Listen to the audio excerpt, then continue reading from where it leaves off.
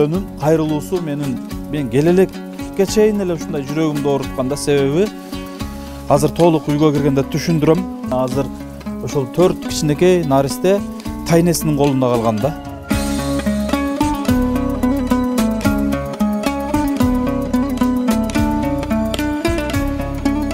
Эң негизгиси карагыла 80 жаштагы энебиз ушул 4 баланы карап үмүт менен ушул балдардын атасын күтүп отурган чагыда.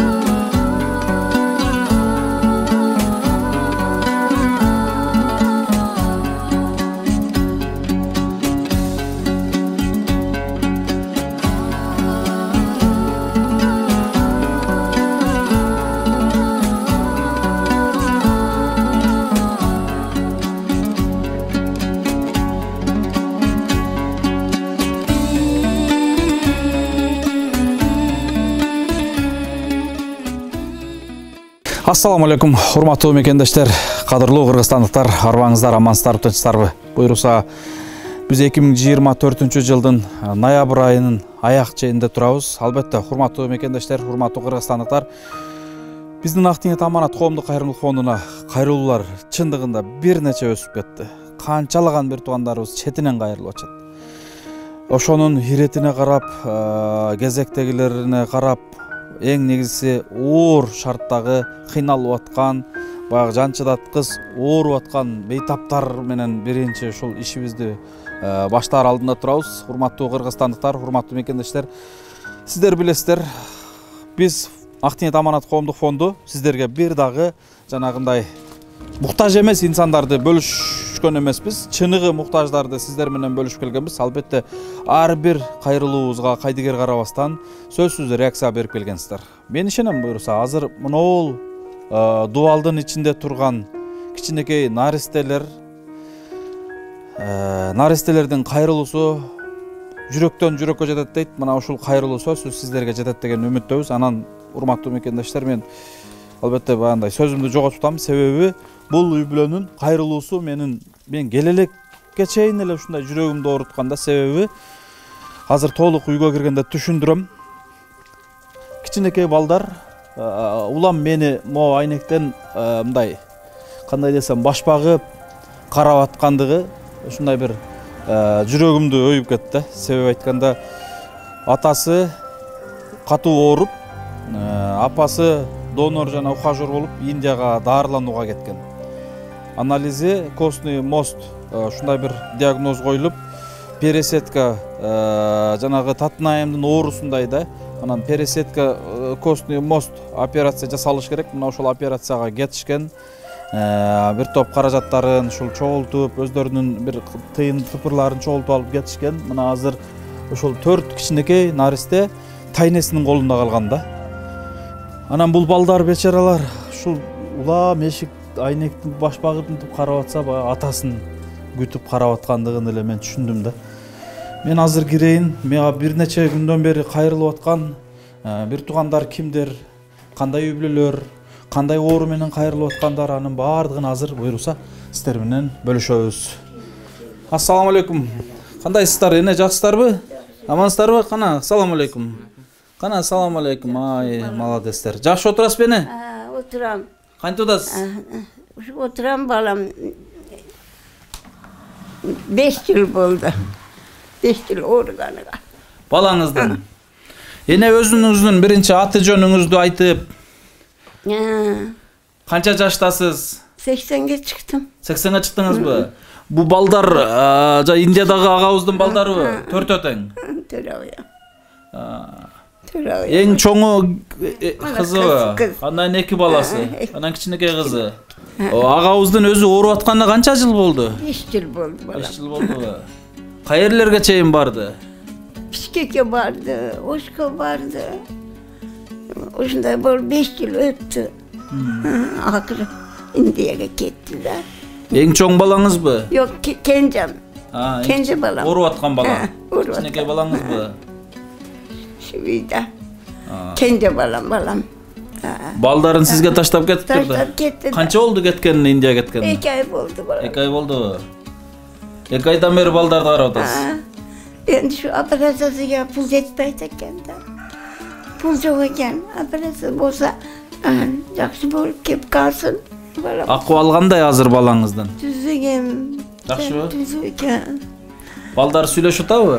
Сөйлөшүп атат булар. Айтып аткан врачтардын сөзү эмне деген сөздөрдү айтышыптыр ал жакта? O'sha operatsiya bo'lsalar keyin yaxshi bo'lib qolasiz deb nima qilibdir. Haligida himiya borgandan beri himiya oldi. 4 martadan oldi. Pul bo'lsalar operatsiya qilamiz deb shunday aytdi. Эгерде эне каражат Кудай сактасын, бул табылбай, каражат чечилбей калган болсо кандай болушу мүмкүн? Анда болбой калат да. Yaxshi bo'lib kelib qolsin. Yaxshi bo'lib kelib qolsin. Baldarga ahvoli. Men ham qiylandim bordim, qiylanib ketdim. Mektubga borishyapti manalar. Kelib qolsin borim dedi.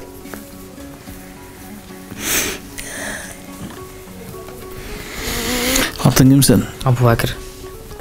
Abu Bakr. Qanchada o'qiysiz? 9da o'qiyman, 14 yoshdaman. Otang bilan сөйлөштүсүңбү? Ооба. Не dedi атаң? Атам ба, ушу тезирээк бараң силерди сагындым деп атат. Биз да атамды сагындык, апамды. Тезирээк келип калса. Онда апам атам.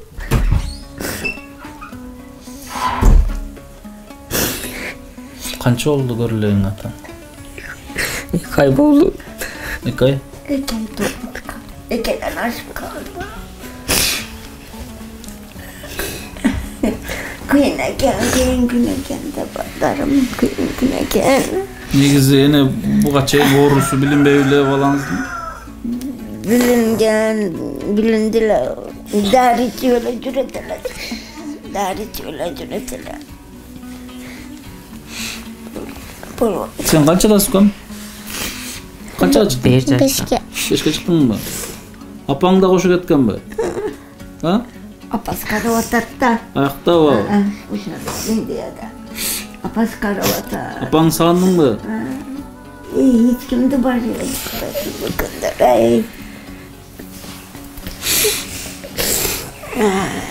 İlağınız eneke men ahvalды Yaxshi bo'lib kelib qolsin.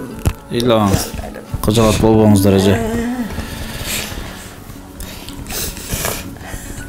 Hurmatlı mükemmelişler, hurmatlı Qırgızstandықтар.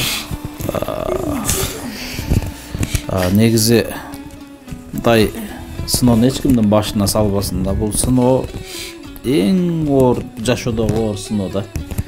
Себеби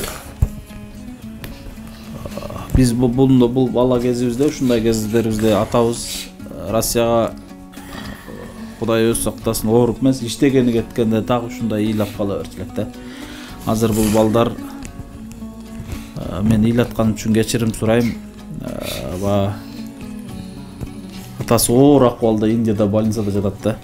Анан ушул жакшы болуп келүүсүн гана ушундай бир айнектен карап күтүп аткандарын көрүп мен мындай жүрөгүм мен башкача бир сыздап кетти, сырттан кирип келаткан деле анткени атасын ушу 2 айдан бери күтүп аткан 4 наристе. Апасы кошо караганы кеткен. Эми жакшы болуп кетсин. Чындыгында мындай көп бейтаптар ал жакка барып жакшы болуп, негизинен жакшы шифасын таап келишет. Бирок ошол эле учурда тыйын жетпей, каражат жетпей, каражаттын айынан бир топ кыйналган учурлар да болот. Биз өзүбүз ошого күбө болуп келген учурларыбыз болгон. Урматтуу мекендештер, мен болушунча баандай кыскартайын, сөздүн токотеринөтөйүн. Костный мост операциясы жасалыш үчүн азыркы операцияга $28,000 каражат кетет экен да. Анан Кудайга шүгүр, эми бул жаш балдардын агалары, абалары, ушул тууган уруктары биригип азыр $18.000 каражат чогултуп коюптур. $18.000. Ошондо азыр бизде жетпей турат, болгону $10.000. $10.000 бул 900.000 сом болуп калат, 850.000 сом. Ошо Коснемос анализи бар экен, анысы анализине дагы $1000 ары бери кетет экен. Ушу примерно бир 1 миллион каражат керектелет экен да. Шуну урматтуу жалпы кыргызстандыктар, мекендештер, бир боорлор, баарыңыздарга мен ушундай бир терең кайрылып кетер элем да. Ушул видеону көрүп аткан ар бир көрөрман болгону 200 сомдон гана каражат чогултуп жардам берген болсок, мына азыр бизге жетпей аткан $10.000 каражатты бул бир эле күндө чогултуп койсок болот да. Мен азыр мына балдардын көз жашы, чын айтайын, мындай жүрөгүмдү аралап кетти, жүлүнүмдү аралап кетти. Жүрөгүмөн гана кызды, себеби эч кимдин балдары мынтип мусафир болуп калбасын. Атасын караган апасы кошо кеткен балдардын, жапжаш тайнесинин колунда, тайнеси азыр 80 жашта. Мына ушул кампердин, апабыздын мага бир топ күндөн бери кайрылуусу келип турган, бирок Аллах таала сааты бүгүн чыгарган экен, бүгүн келип мына азыр сиздерге кайрылып турган учурум туугандар. Ошондуктан мен ишенем, эч бир инсан кайдыгер карабайсыздар, эч бир көрөрман кайдыгер карабайсыздар деген үмүтүм бар. Кудай бурса, мына ушул азыр биз Жалал Абад областы Сузак районунун Жаңы Дыйкан айылында турабыз. Ушул Жаңы Дыйканда деле бир топ колунда бар агалар бар. Кызыл Тоо Сузак айыл өкмөтүнө карап калат. Сузак айыл өкмөтүндө, Сузак районунда деле бир нече бир туугандар бар, колунда барлар. Мына ушуларга мен кайрылып кетер элем, урматтуу бир туугандар. Агабыз өзү диндар, ушул динде жүргөн, бир топ баягында шакирттерди чоңойтуп чыгарган, жана агабыздын бир тууган иниси мына ушул жерде мечитте имам, мындай айтканда Алла жолунда жүргөн үй бүлөгө ушундай бир чоң Алланын сыноосу түшүптүр да. Эми бул сыноонун артында сөз, кыйынчылыктын артында жакшылык бар дейт. Бунун аркасында сөз бир жакшы жеңилдик, жакшылык болсун, жыйынтык болсун. Албетте мен сиздерден мындай суранып кетер элем. Жок дегенде ушул видеону максимально таратыңыздар, лайк басыңыздар, комментарий жазыңыздар. Видеонун астына реквизиттер коюлуп атат. Реквизиттер мына ушул балдардын атасынын атына, ушул атасынын ооруп аткан ушул дарегин түз өздөрүнө коюлат. Ошондуктан эч кандай күмөнсүз колдон келишче 5-10 сомдон болсо деле чогулталы туугандар. Чогултуп жардам берип, ушул азыр Индияда ооруп аткан атаны Кыргызстанга алып келип алалы. Эгерде бул маселе оорлошуп бараткан болсо, мен ал Индияга дагы барганга даярмын. Кудай калса бир күнү балким Индияга барып, колуман келишче ал жака барып жардам берип, балким ал жакта көзөмөлдөп, балким ал жакта каражаттарды чогултканга жардам берип, себепкер болуп, балким алып келеттербиз. Мына ошого деле даярбыз. Ошого иштин башын ал Индияга барбастан азыр балдардын астына келип сиздерге чоо жайын көргөзөйүн дедим. Азыр Индиядагы видеолордагы ушул атанын, балдардын атасынын видеолорундагы коебуз. Ушул видеого көрсөңүздөр болот. Мындай учурда айта турган сөзүмдү деле чындыгында таппай турам, себеби могу жаш наристелердин көз жашы ушунчалык баягындай. Бул тириликтөгү, бул жарыкчылыктагы эң бир чоң сыноолордун бири ушул экен да. Жаш наристе же апа ыйласа жашоодо эчтеке чындыгында көрүнбөй калат экен. Ошон үчүн биз деле ушул 7-8 жылдан бери мына ушундай аталардын, апалардын, ушундай жаш наристелердин көз жашын арчып калалы деп аракетте жүрөбүз.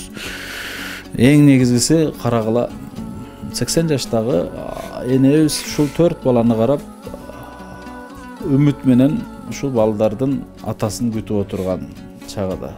Катсе да баягы Союздун адамы ушул балдарга мотивация берип, жакшы күч кубат берип, жакшы сөздөрүн айтып, анан өз кучагына алып, 80ге чыкса ушул балдарды карап отурганда мен аябай ыраазы болдум да. Эне мен эми Индияны түшүнүп атам, кыжалат болбоңуз, сарсан болбоңуз. Бул балдардын ушундай бир көз жашын арчып, жакшы сөзүңүздү айтып, эне балдардын атасы сөз жакшы болуп келет, кыжалат болбоңуз. Ооба, мен эми бир суроом балким оор тийип кетти окшойт, каражат чечилбей калса эмне болот депчи. Туура, кээ бир учурларда эне каражат чече албай калган учурларыбыз да болгон да. Анан урматтуу мекендештер, ушу каражат чечилбей мусафир болуп, ошол Индиянын бир больницасында жата бербестен эртелетеличи, мен ушуну суранып кетер элем. Балдардын көз жашына себепкер бололу, бир тамчы көз жашын арчып калалы деп мен сиздердин баарыңыздарга кайрылып кетелим, урматтуу туугандар. Азыр агабыз качан келип калам деп атат? Операциядан кийин? Операциядан кийин 2 айдай, 3 айдай ушундай. 2-3 ай. 2-3 ай бою балдарды карап тура бересизби? Кыйналбадыңызбы? Endi kıylansan ayla yoktu balam. Ayla yok. Aylabız yok. Балдар сизге кайра жардам бере турган деле болуп калыптыр. Бирок кирип келатсам айнектен баш багып, атасын күндө эстеп сагынып турганын сизге айтып турса керек. Жакшы болот. Балам. Кыжалат болбоңуз, эне биздин кыргызстандык момун мусулман бир туугандарыбыз, мекендештерибиз эч бир энени мындай кайдыгер таштап койгон эл эмес. Кудай калса сөзсүз жардам берет. Сөзсүз жардам болот, кудай каласа, кыжалат болбоңуз. Ооба. Берсен. Бешке чыктыңбы? Атың ким? Маржана. Апаң менен качан сүйлөштүң акчы жолу? Сүйлөшүп атасың телефондо? Атаң мененчи? Сүйлөшүп атасың? Сен атың ким, ком? Алихан. Алиханбы? Канчада окуйсуң? 4-тө. 4-тө окуйсуңбу? Атам жакшы болуп келип калсын. Анан атам жакшы болуп калсам барам деп. Качан келем дейт? Билбедим. Акыбалы кандай экен атаң? Жакшы. Мурдакыдан кичине жакшыбы? Ооба. Мурда оор беле? Ооба. Илоком, кыжалат болбо. Урматтуу мекендештер, урматтуу кыргызстандыктар, мен дагы бир жолу кайталайм. 4 баланын атасы бүгүнкү учурда Индиядагы бир больницалардын биринде аябай оор акыбалда жеткен. Кетип аткандагы сүрөттөрүн да коебуз, балким чындыгында өтө оор акыбалда. Ушул жерден Бишкекке жетиш кыйын акыбал болуп турган. Алла Тааланын жардамы менен, амири менен ушу Индияга жетип, азыркы учурда ушу анализ тапшырып, дарыланып, анан костный мост диагнозу коюлган. Пересетка, сөөктүн ичинде кандар бар да, эме чучукта клетка бар, канды айландырып берип турган. Мына ошол клетканы алмаштырыш керек. Биз буга чейин жана Бекзат баягы нокендик майлы сайлык Бекзат деген инибизди Индиядан кайрылбадык белек, так ошондой диагноз болду да. Мына ушундай диагнозду операция жасаш үчүн азыркы учурда $28,000 каражат керектелет экен, анализден сырткары. Ошол $28,000 каражаттын $18,000 чогулган, азыр $10,000 жетпей турат. Мына ошол $10,000 каражат чындыгында эми болгон нерсени, малды, абалары, машинасы минип жүргөнүн, кыскасы болгон нерсесин чогултуп $18,000 каражат чогултуптур да. Анан азыр $10,000 жетпей турат экен. Мына ошол $10,000 аргасыздан ушул бизге кайрылып, мына биз аркылуу сиздерге кайрылып турат. Ушул $10,000 каражатты ар бир көрөрман болгондо 200 сомдон эле көп түкүрсө көл болот дейт го, урматтуу кыргызстандыктар. Көп түкүрсө көл болот дейт. Көл толкуса сел болот дейт. Биз көптөшөлү туугандар. Мына ушундайда биз ким экенибизди көргөзөлүчү келе. Ушундайда биз ким экенибизди бир көргөзүп туруп, могул жаш наристелердин, 80деги апабыздын бир көз жашын арчып калалычы. Ушул атабыздын операциясына себепкер болуп калган агабыздын $10,000 каражат чындыгын айтканда бир колунда бар, бир эле адам, эки эле адам берип кое турган нерсе, бирок жүрөктөн чыкса да. Ошондуктан биз жүрөктөн чыгарып бир 200 сом, 100 сомдон болсо деле кол суналып, мен ушуну терең суранып кетерлим. Бирок билесиздер, биз киришкен маселе сөзсүз чечилет. Эртең аттиң кылып калбаңыздар, ай аттиң ушул агабыздын операциясына себепкер болуп калбаптырмын биз дагы депчи. Бүгүн болбосо эртең болбосо бир күнү чечиле турган маселе. Жакшылыкка чакырып атам, жакшылыкка себепкер болуп калыңыздар. Киришкен маселе Кудай калса Алла Тааланын буйругу менен сөзсүз чечилет. Балким кимдир бирөө чыгып эле байланышып себепкер болуп калаттыр.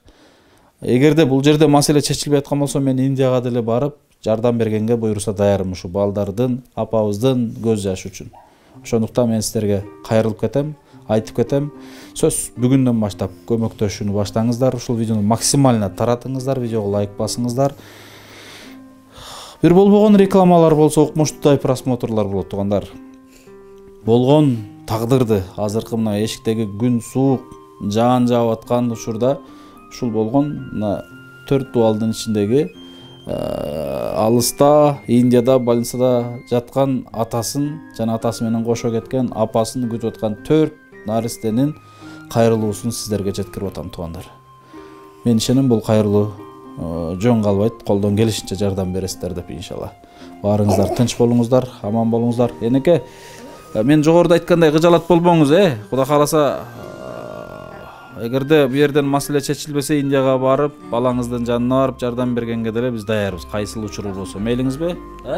Сарсан болбоңуз, балдарды жакшы карап тура бериңиз. Анан өзүңүз да көп ойлоно бербеңиз эне, кыжалат болбоңуз, ооруп калбаңыз, балаңыз жакшы болуп келет, Жакшы болуп келет. Балдар ыйлабагыла, алтындарым.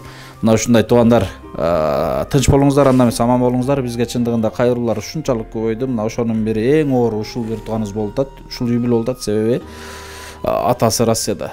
Мындай сыноону эч бир башка салбасын да. Бул эң оор сыноолордун бири туугандар. Ошон үчүн аргасыз, айла жок, ушундай бир кайрылуу менен кайрылып турам. Кудай кааласа эртеңки күнү бир жакшы кабар менен чыгалы. Агабыз жакшы болуп кетсин, операциядан чыкты деген кубаныч менен чыгалы. Азыр биз суранып аткан $10,000 каражат чечилди деп кайрадан сиздерге бир сүйүнүч кабар менен чыгыштыкты Аллах Таала насип кылсын. Момундардын башкы куралы дуа дейт, жок дегенде дуа кылып туруңуздар иншалла. Ассаламу алейкум рахматуллахи ва баракатуху. Ушу видеонун астындагы шотторго сөзсүз колдон келиши 1 сом, 2 сом, 5 сом, 100 сом канча болбосун ушу балдар үчүн, балдардын атасы үчүн көмөктөшүңүздөр деп мен чакырып кетерлим. Ассаламу алейкум.